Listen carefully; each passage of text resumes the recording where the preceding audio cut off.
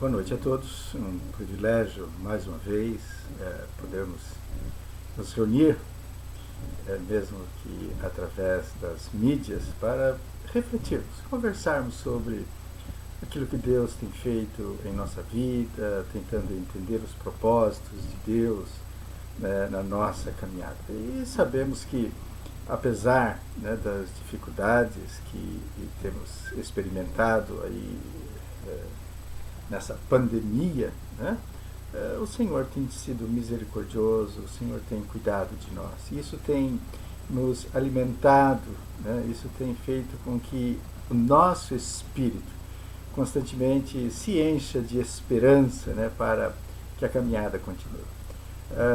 O tema desse nosso mês de junho é Alimentados pelo Senhor. E é claro que todos nós sabemos a importância do alimento, mas se nós focarmos única e exclusivamente a nossa vida na dependência, né, do comer e beber, nós seremos simplesmente criaturas normais e que experimentarão, né, em função deste foco apenas exclusivo com relação a correr atrás do que nos alimenta, a correr atrás daquilo que pode nos saciar, nós não experimentaremos, né, uma vida realmente autêntica, no sentido pleno, como o próprio Senhor Jesus veio nos trazer. Eu vim para que tenham vida, e vida em abundância. Abundância, portanto, não significa apenas, né, saciarmos o nosso corpo ou termos a vestimenta necessária para caminharmos e nos posicionarmos nessa sociedade. Jesus Cristo, no início do seu ministério, logo após ter sido batizado no Rio Jordão, a palavra do Senhor nos diz que ele foi levado para o deserto. E no Evangelho de Mateus, lá no capítulo 4, né, vocês me permitam ler, está falando aqui sobre a tentação de Jesus. Então, assim nos diz no capítulo 4. Então, foi conduzido Jesus pelo Espírito ao deserto para ser tentado pelo diabo. E tendo jejuado 40 dias e 40 noites, depois teve fome. E chegando-se a ele o tentador disse: Se tu és o Filho de Deus, manda que estas pedras se tornem em pães. Ele, porém, respondendo, disse: Está escrito, nem só de pão viverá o homem, mas de toda a palavra que sai da boca de Deus. No momento mais importante da caminhada do Mestre, ele nos proporciona uma lição fundamental, né? Nós que estamos experimentando, nós que estamos vivendo este tempo difícil, também podemos nos utilizar, né, deste discurso fantástico de Jesus Cristo, entendendo que ele sempre quer trazer para cada um de nós o melhor, né? Jesus sempre esteve envolvido em anunciar única e especificamente a vontade do Pai e viver, né, na sua própria vida essa vontade. Ora, quando ele é conduzido ao deserto, né, e Marcos, evangelista, diz que neste período ele vivia entre as feras e era alimentado pelos anjos do Senhor. Em um determinado momento, o inimigo acredita ter, né, sobre a vida de Jesus a possibilidade de derrotá-lo, né? E em função disso, aproxima-se de Jesus e o convida, né? Mais do que o convida, coloca-os contra a parede, né, vamos dizer assim, pedindo que, se ele fosse realmente, né, esse alguém que ele anunciava ser, que ele demonstrasse, né, e transformasse aquelas pedras em pães, né? Ora, diante disso, existia a possibilidade, sim, Jesus poderia ter simplesmente feito essa transformação, mas no que isso iria resultar, né? E aí então, óbvio, o mestre, olhando para as Escrituras, cita-as, né? E de uma maneira uma referência muito clara, né, lógica, ele volta, né, o seu pensamento lá para a caminhada do povo no deserto. E nós encontramos exatamente isso, né, lá no livro de Deuteronômio, no capítulo 8, quando Moisés traz a recordação para o povo, né, de que durante o tempo em que este povo esteve caminhando no deserto, em nenhum momento faltou absolutamente nada, né? Quando tiveram sede, o próprio Deus providenciou para que as águas, né, que estavam contidas lá na rocha fossem abertas ou fossem colocadas à disposição desse povo. Quando esse povo teve fome, o Senhor providenciou o alimento, né? Ora, e também devemos lembrar que a própria palavra assim nos diz que durante essa caminhada de 40 anos, né, o povo também não teve as suas vestes gastas, né? Pode parecer para nós, nos dias de hoje, um absurdo, né? Imaginemos nós, né, andando durante um longo período com as mesmas roupas, né, trajando os mesmos vestidos, etc. e tal. Seria difícil, né? Principalmente para muitas pessoas que são vaidosas, né, que gostam de a cada encontro estar com roupagem diferente, né?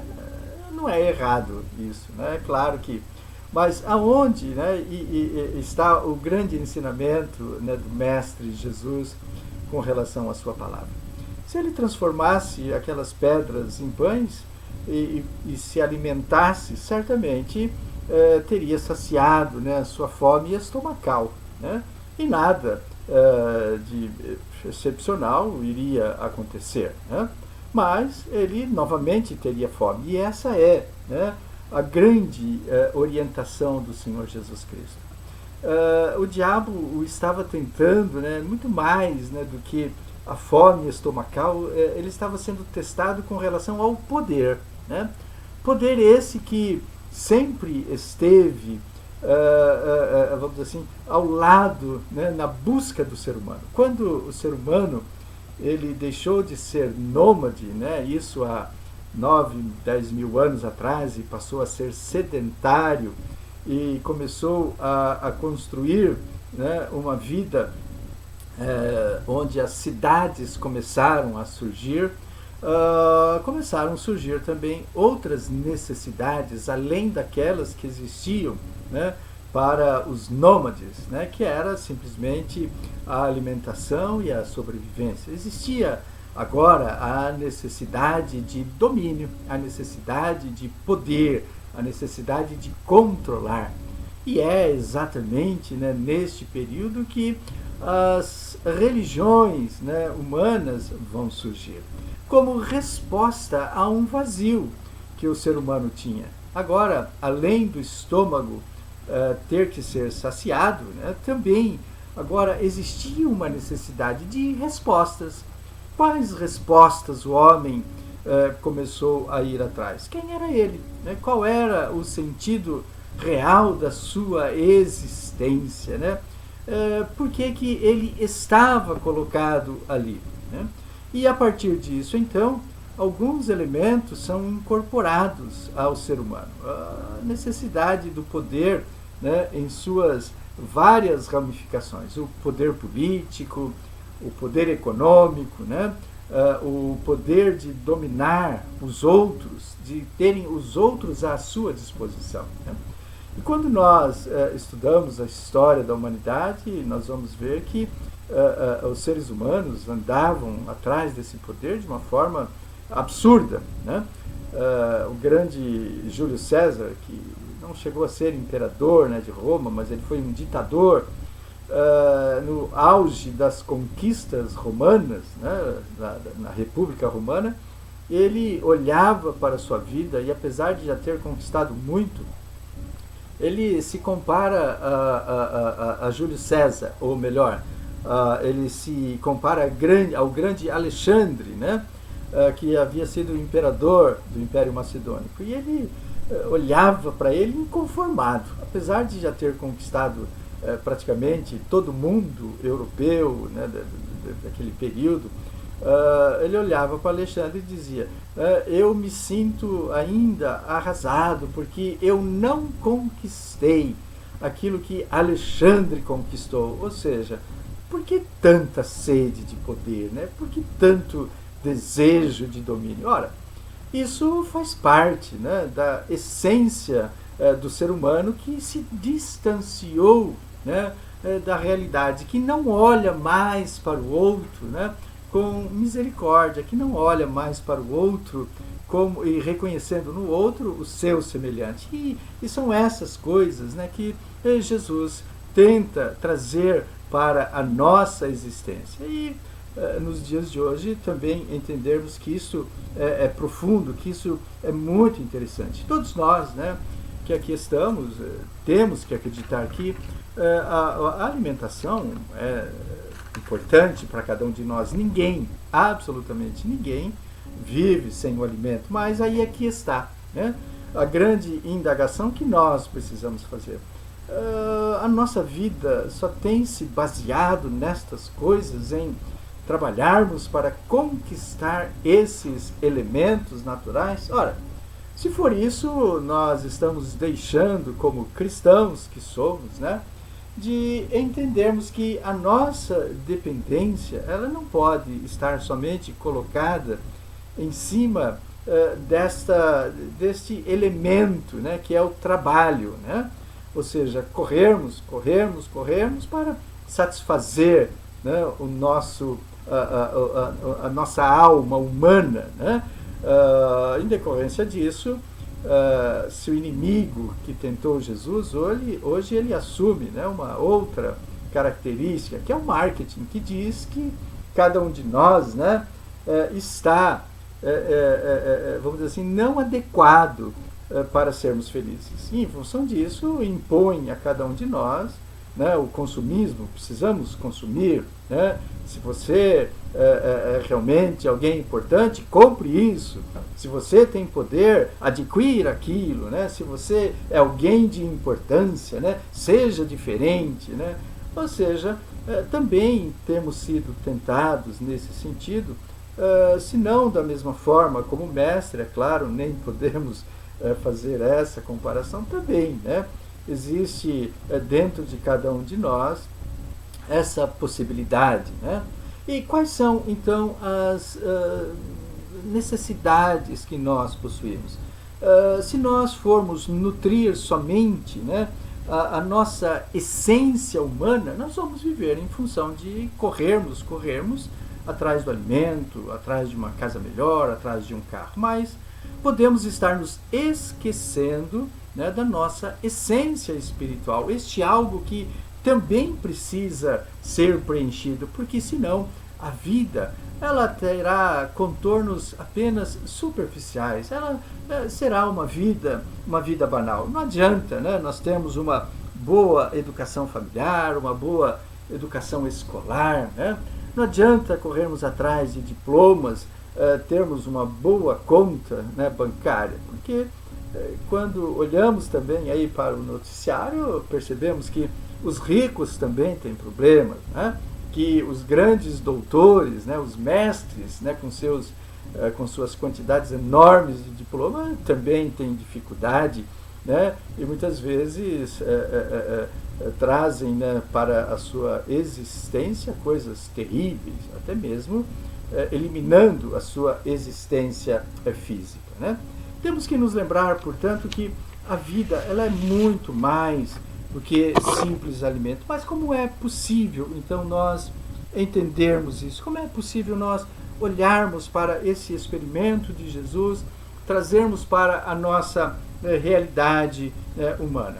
Ora, precisamos, conforme o próprio Cristo olhou para o Antigo Testamento, lá para o livro de Deuteronômio, né, a Torá, né, para os judeus, e olharmos e vermos que lá no Salmo 37, por exemplo, existe uma expressão que eu acho fantástica, porque é uma realidade nesse momento, né, da minha existência humana. Fui moço, né, agora sou velho, mas nunca vi desamparado o justo, nem a sua semente mendigar o pão. Olha que afirmação fantástica, né? Ou seja, de nós termos a possibilidade não somente para nós, mas para a nossa semente, ou seja, para aqueles que vierem após nós. Se nós tivermos uma vida espiritual sadia, se tivermos uma vida espiritual digna, se realmente colocarmos confiança, mas confiança mesmo, né, de que tudo está debaixo do controle de Deus, existe uma promessa não somente para nós, né, mas para aqueles que vierem após nós, que nunca irão mendigar o pão. E o contrário também, né, pode ser uma realidade. Quando vivermos, né, de forma injusta, quando não olharmos, né, para outros aí e entendermos que eles fazem parte da nossa existência. Neste último domingo, se não me engano, né, houve num desses programas aí fantásticos da vida, né, sobre a existência de um homem que foi muito rico, tinha uma empresa de bicicleta, né, e que com o passar dos anos agora está tendo um problema judicial com relação a um dos seus filhos, ou seja, que não era reconhecido, mas que agora é, uma briga familiar, né, no sentido de que estão disputando, né, algumas heranças, mas o que fica é uma enorme dívida, né, ou seja, aquilo que foi construído agora não pode ser aproveitado. Por quê? Não podemos afirmar isso, não podemos, é claro, com certeza dizer, mas com certeza houve muita injustiça, houve muito erro, né? E óbvio que as gerações seguintes acabarão pagando, né, por um preço, né, que muitas vezes, se nós não tivermos cuidado, podemos estar cometendo. Portanto, é fundamental que você, né, chefe de família, pai, mãe, olhe para a sua vida, né? E perceba aonde você está gastando, né, realmente as suas energias, né? Aonde você está depositando por completo, né, a sua expectativa de vida. Podemos entender, portanto, que é fundamental, né? Não adianta o homem alimentar o seu corpo físico e esquecer-se, né, de alimentar o seu espírito. O espírito do homem pode, né, passar por doenças e pode ir definhando, ir morrendo, né? Sinais da morte do espírito são terríveis, né? Não são fáceis muitas vezes até de serem identificadas. Quando o espírito do homem está morrendo, está padecendo, tudo, absolutamente tudo em sua volta também entra, né, numa crise, entra até mesmo, podemos afirmar, em estado de putrefação, ou seja, tudo começa lentamente a morrer à sua volta, né? A família começa a morrer, né? A esperança desaparece, né? Já não olhamos, né, para o dia de amanhã com segurança. E então podemos estar trazendo cheiro de morte, né, para aqueles que estão perto de nós. Ao contrário, né, se você experimentar esse viver constante na dependência de Deus, como ocorreu, né, com os nossos antepassados, 40 anos lá sendo sustentados pelo amor e pela misericórdia de Deus, acredite, isso é uma verdade, isso é uma realidade, né? O Senhor não irá nos desamparar fisicamente, mas muito mais, né?